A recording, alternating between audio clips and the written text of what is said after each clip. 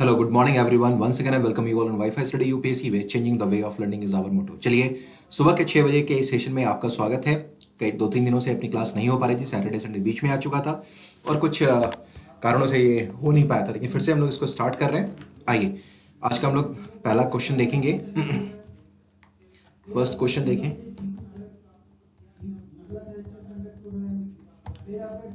Just a second.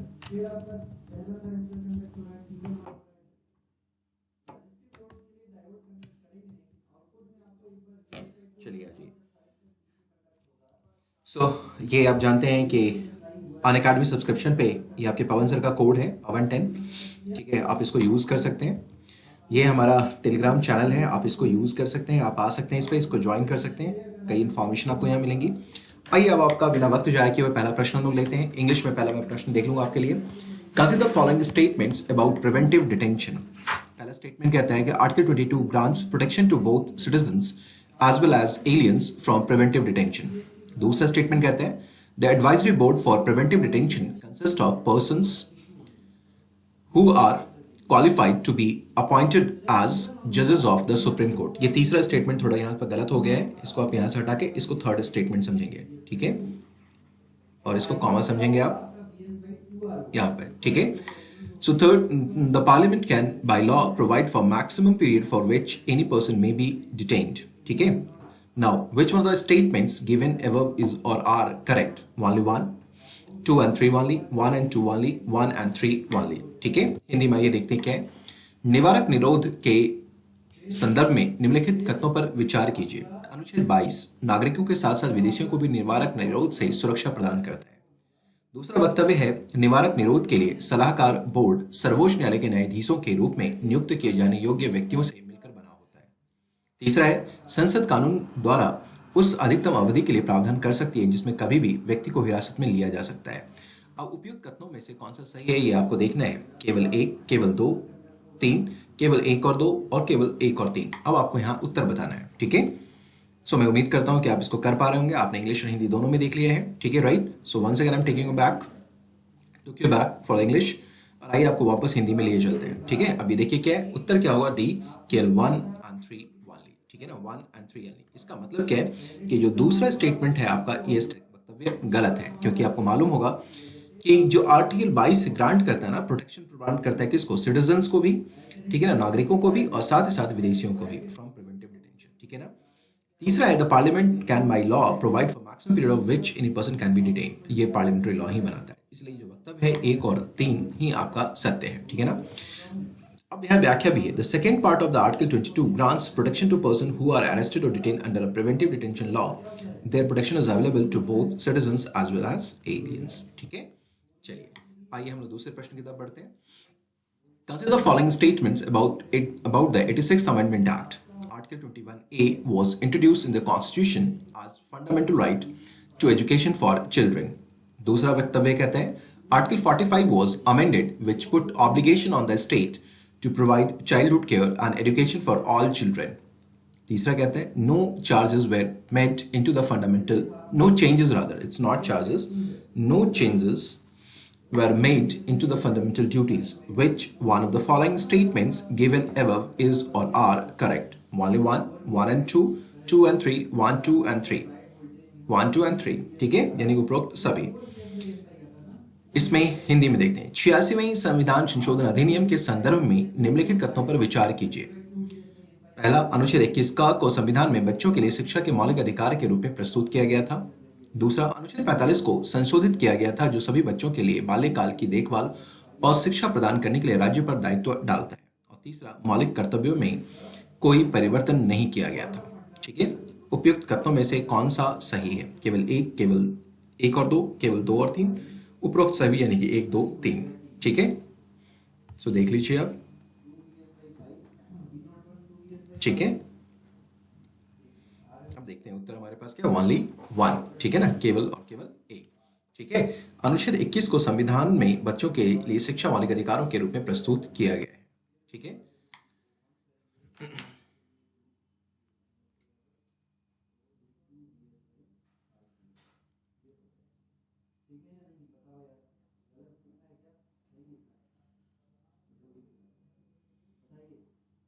यहाँ उत्तर जो होगा, यहाँ पर होगा उत्तर 1 और 2 दोनों। ठीक है, ये क्या कहता है, अनुच्छेद 45 को संशोधित किया गया जो सभी बच्चों के लिए बाल्यकाल की जो प्रदान करने का राज्य पर दायित्व डालता है। नहीं, राज्य पर दायित्व नहीं, केवल और एक। इसमें कारण क्या है, देखिए ये स्टेटमेंट सही है, दायित्व नहीं डालता है, ये मौलिक अधिकार पे है। ठीक है ना, सो यहाँ पर क्या है, दायित्व नहीं होगा। ठीक है, ये केवल और केवल निर्देश होगा, निर्देश। ठीक है ना, जिसको आप स्वीकार भी कर सकते हैं, राज्य अन्य नहीं भी कर सकती है। ठीक है, चलिए आ जाइए। चलिए एक जो होगा केवल और केवल उत्तर आपका सही होगा, क्योंकि आपको मालूम है कि डीपीएसपी केवल डायरेक्शन है, केवल निर्देश है। ठीक है, तीसरे प्रश्न की तरफ बढ़ते हैं। Which of the followings are part of the directive principles of state policy. पहला है इसमें providing the right to educate means of livelihood for all citizens. दूसरा है preservation of the health and strength of workers and children against forcible abuse. तीसरा है promotion of harmony and the spirit of common brotherhood amongst all the people of India. चौथा है raising the level of nutrition and the standard of living of people and to improve public health. Select the correct code using the code given below.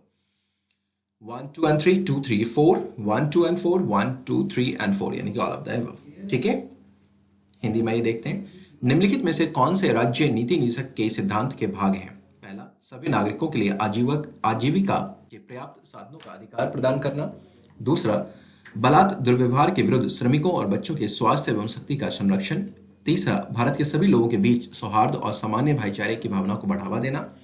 चौथा, पोषण के स्तर और लोगों के जीवन स्तर को बढ़ाना तथा सार्वजनिक स्वास्थ्य में सुधार करना। नीचे दिए कूट का प्रयोग कर सही उत्तर चुनिए। 1, 2 और 3, 2, 3 और 4, केवल 1, 2 और 4, 1, 2, 3, 4। ठीक है, सो देखते हैं उत्तर क्या होगा आपका, 1, 2, 4। ठीक है ना, समझ पा रही है।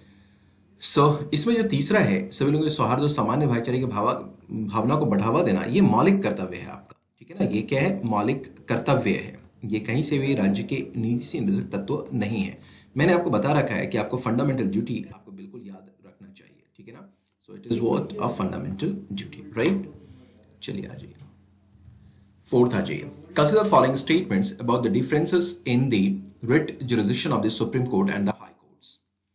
पहला स्टेटमेंट है, the supreme court can issue rates only for the enforcement of the fundamental rights, whereas a high court can issue rates not only for the enforcement of the fundamental rights but also for any other purpose.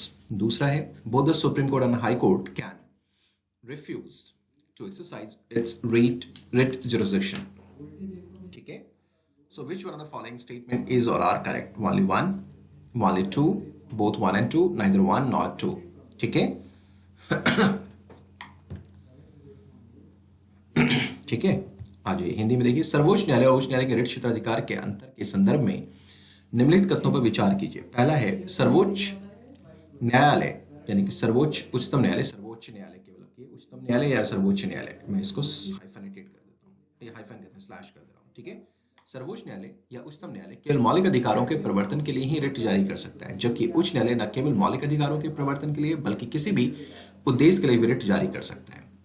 दूसरा, सर्वोच्च न्यायालय और उच्च न्यायालय दोनों अपने writ क्षेत्राधिकार का प्रयोग करने से इनकार कर सकते हैं। उपयुक्त कथनों में से कौन से सही हैं, आपको उसका जवाब देना है। केवल एक, केवल दो, एक और दो दोनों, ना तो एक ना तो दो। ठीक है, ये सब आपको मैंने पढ़ा है, केवल और केवल एक। आपको ये मालूम है कि हाई कोर्ट का जो रिट जुरिसडिक्शन होता है वो सुप्रीम कोर्ट से ज्यादा बड़ा होता है। ठीक है, ये आपको पता है, क्योंकि सुप्रीम कोर्ट केवल फंडामेंटल राइट्स के मामले में कर सकती है और ये अन्य मैटर में भी रिट जारी करने का अधिकार रखती है। ठीक है, चलिए आ जाए।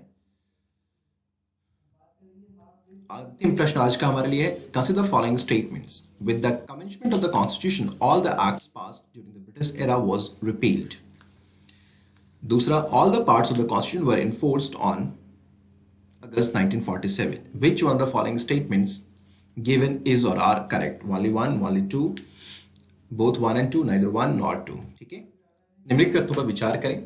संविधान के प्रारंभ के साथ ब्रिटिश काल के दौरान पारित सभी कृत्यों को यानी कानूनों को निरस्त कर दिया गया था।